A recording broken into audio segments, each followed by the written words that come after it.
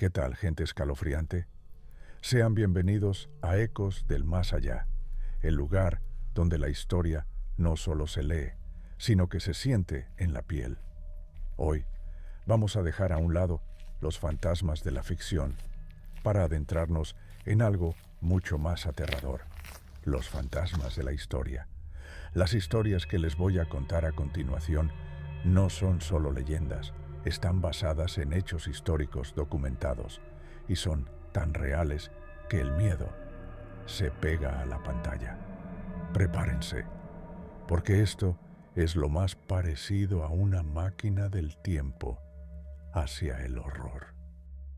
En la laguna de Venecia existe un lugar del que la gente no quiere hablar. Es la isla de Poveglia. Durante siglos fue la zona de cuarentena para los enfermos de peste bubónica. Miles de cuerpos fueron incinerados allí. Sus cenizas se mezclaron con la tierra, hasta que se dice que la isla en sí misma es un cementerio gigantesco. Mi abuelo me contaba que la isla de Poveglia no era solo un lugar de cuarentena para los enfermos de peste, era un lugar sin alma. Él era uno de los barqueros que llevaba los cadáveres hasta allí, los cuerpos apilados como leña en su pequeña embarcación. Una vez tuvo que llevar a una niña. No tenía más de 10 años. Su cara, pálida y cubierta de llagas, parecía tan frágil. La vio cómo la dejaban en una de las fosas comunes junto a cientos de otros cuerpos y se le partió el alma. Una noche, en medio de una tormenta, tuvo que hacer el viaje. Las olas golpeaban el bote y una niebla espesa lo cubría todo. No podía ver nada. De repente escuchó un llanto débil y agudo como el de un niño asustado. Pensó que era su imaginación, el viento, pero el sonido se hizo más claro, más cercano. «Papá, llévame a casa», susurró una voz. Mi abuelo se paralizó. Juró que vio una figura pequeña, vestida con un camisón desgarrado, parada en la proa de la barca. Su piel era gris y sus ojos, dos cuencas vacías.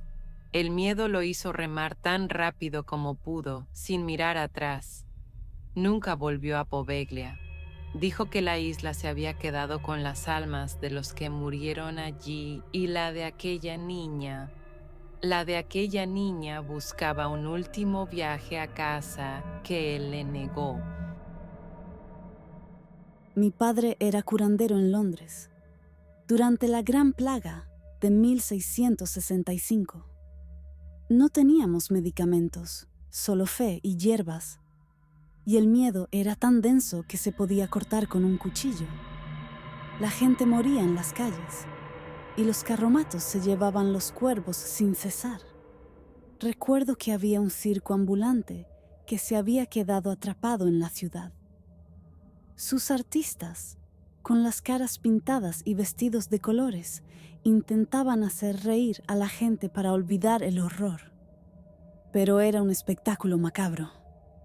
Recuerdo a un payaso, con la cara pintada de blanco y una sonrisa dibujada en los labios. Nunca se la quitaba.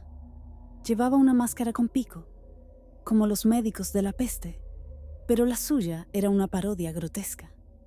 Él solía venir a nuestra calle. Hacía malabares con manzanas podridas y bailaba con un tamboril. Pero había algo en sus ojos. Una mirada vacía, como si la risa hubiera huido de él hace mucho tiempo. Una tarde, lo vi hablando con mi padre. Le ofrecía un poco de dinero por un lugar para enterrar a su compañero. Me pareció extraño. Luego, lo vi sacar de su carromato un bulto pequeño. No era su compañero, era un niño. La plaga no perdonaba a nadie. Al día siguiente, el payaso apareció en nuestra calle con la misma sonrisa en los labios, pero esta vez hacía malabares con la calavera de un niño. El horror se había convertido en su espectáculo, y él era su propio público. Yo trabajé como carpintero en la mansión de Sarah Winchester. La gente dice que la señora era excéntrica, pero yo digo que estaba poseída por el miedo. No era solo la construcción interminable, la forma en que ordenaba puertas que no daban a ninguna parte, o escaleras que terminaban en el techo. No, era su mirada. Estaba siempre buscando algo. Una vez me pidió que construyera una habitación sin ventanas, con solo una pequeña trampilla en el suelo. Le pregunté para qué servía, y ella me miró con esos ojos vidriosos y susurró: para que no puedan verme cuando los fantasmas vienen a mi cama. Una noche me quedé trabajando hasta tarde, terminando una de las escaleras que daba a una pared. Se escuchaban ruidos en el ala este, los crujidos habituales de la casa, pero de repente, una risa. Una risa infantil y burlona que provenía del pasillo de arriba. No había niños en la casa. Me quedé helado. Luego, un susurro cerca de mi oído. ¿Crees que la puedes ayudar? Ella ya es nuestra. Sentí un aliento frío en mi cuello. Corrí escaleras abajo, tropecé, y cuando me levanté, vi en un espejo roto mi cara pálida y a la figura de un niño detrás de mí, sonriendo. Nunca volví a trabajar allí. La casa era un laberinto para atrapar fantasmas, pero creo que los fantasmas la usaban como una jaula para ella. Y la mantuvieron construyendo para siempre. A mí me tocó ser guardia en San Quentin en los años 30. La mayoría de los presos tenían cara de perros viejos, cansados de la vida.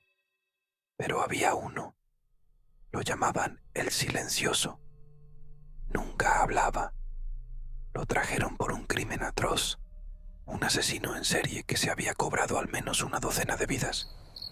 Le habían asignado la celda 13, una de las más antiguas, con una historia turbia. El primer día que lo metimos, la cara se le puso blanca. Empezó a respirar de forma agitada. Después, nada. Pero por la noche, los gritos no eran los suyos. Eran las voces de sus víctimas. Mujeres, hombres, incluso un niño. Al principio creímos que era una broma, que tenía cómplices. Pero no. Eran gritos que venían de la nada, desde el interior de la celda cerrada con llave. Un día escuchamos una voz de mujer que suplicaba: «Suéltame, por favor, no me hagas esto». Y luego un grito de dolor. Cuando entramos, el preso estaba convulsionando, con espuma en la boca. Su cara estaba arañada, como si se hubiera intentado rasgar la piel. Me lo confesó entre jadeos, en un momento de lucidez. Ellos me hablan. Me dicen que quieren su vida de vuelta. Me dicen que me van a llevar con ellos. Después de eso, no volvimos a escuchar los gritos. Pero las paredes de la celda 13 siguen murmurando los nombres de los que murieron en sus manos. Y así llegamos al final de este macabro viaje. Como ven, la historia tiene sus propios fantasmas y a veces son mucho más aterradores que los que nos inventamos en la ficción. Espero que estas historias les hayan dado algo en qué pensar y tal vez algo que les dé un poco de miedo la próxima vez que caminen por un lugar antiguo. Si les gustó este video, no olviden darle like y suscribirse para no perderse ninguna historia escalofriante. Deja tu historia macabra en los comentarios. Y no lo olviden, el pasado no es solo historia, es algo que está vivo y a veces nos mira. Hasta la próxima y que tengan una noche de pesadillas